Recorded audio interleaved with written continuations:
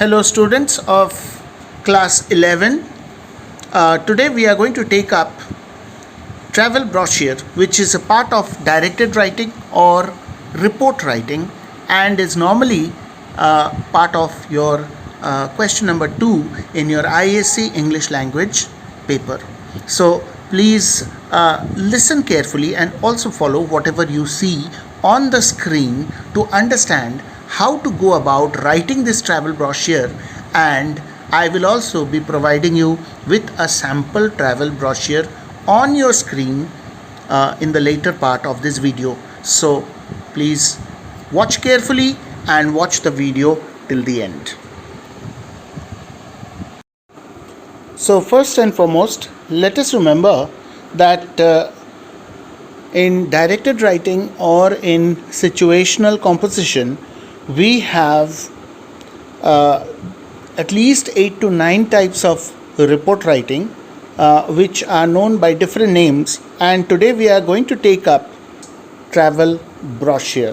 So on your screen now you can see directed writing or report writing, travel brochure, and you can see some templates of travel brochure shown in the clip art.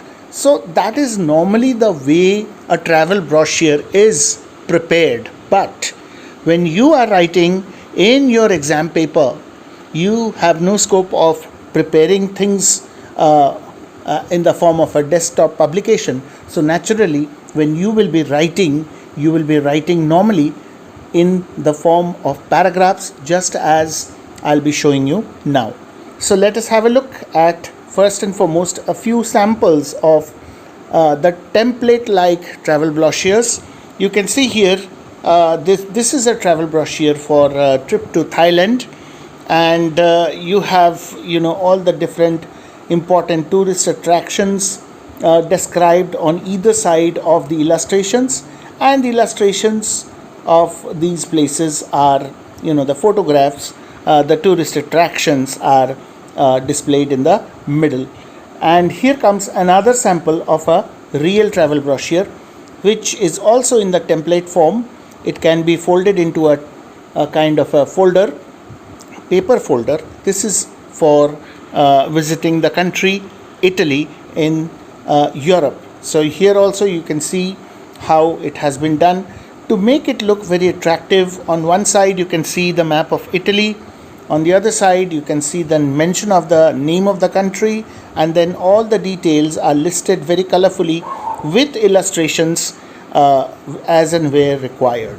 Now, let us look at the basic rules for writing or doing this travel brochure for ISC report writing. A travel brochure, as you can see on the screen, is a feature article which gives a brief history and description of a place.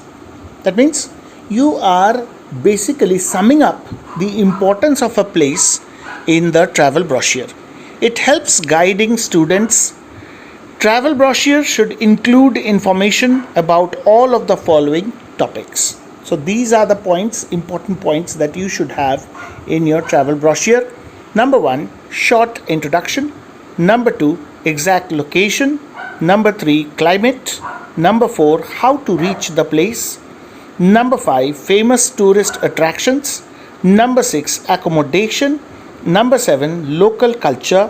And number 8, conclusion. So these important points must be remembered when you are framing your travel brochure.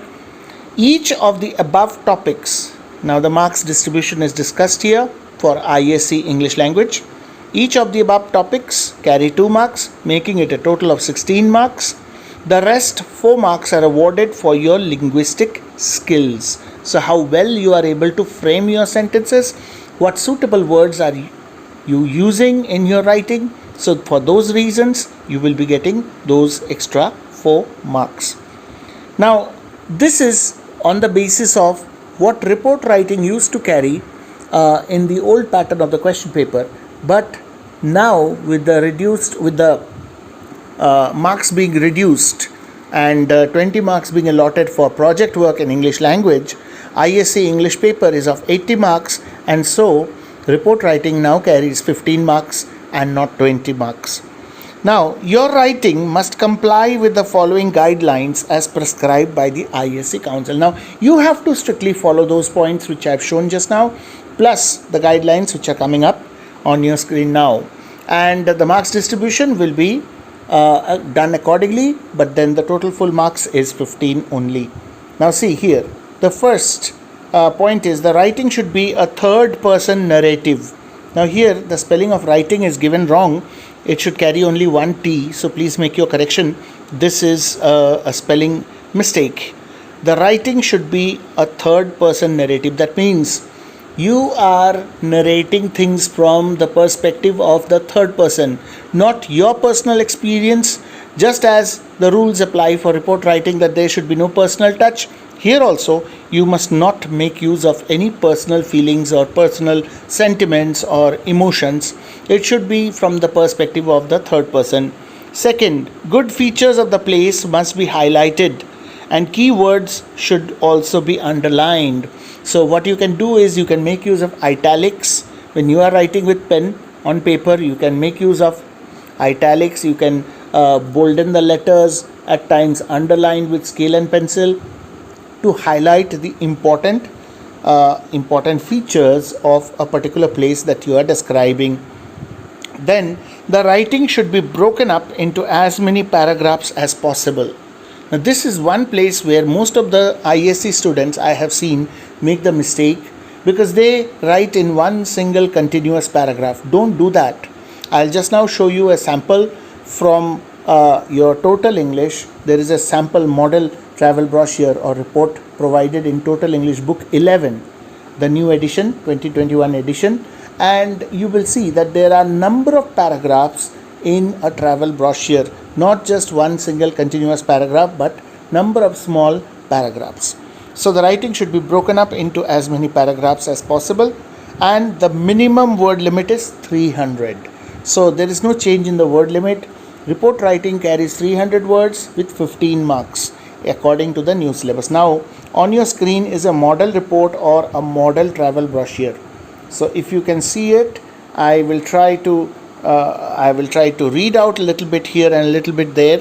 First and foremost, you can see that the outline is given. Now always in report writing, no matter what kind of report writing it is, you will find that the clues or the points are already provided with the question. So these are the clues or the points. Outline: Rajasthan, the land and its culture; location, major tourist attractions; best time to visit; accommodation; connectivity. So how many points do you have? First, the place, Rajasthan, what it is all about, the land and its culture, you have to write about that. You have to talk about its location in the map of India and in the map of the world. Major tourist attractions, you have to highlight those important areas or places and buildings and structures and relics which are important tourist attractions. Best time to visit. Now, which time of the year should tourists basically or visitors go there?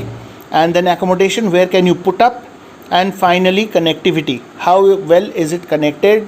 How can you actually reach these important areas of Rajasthan? So all that should come into your report. Now see the title, Rajasthan.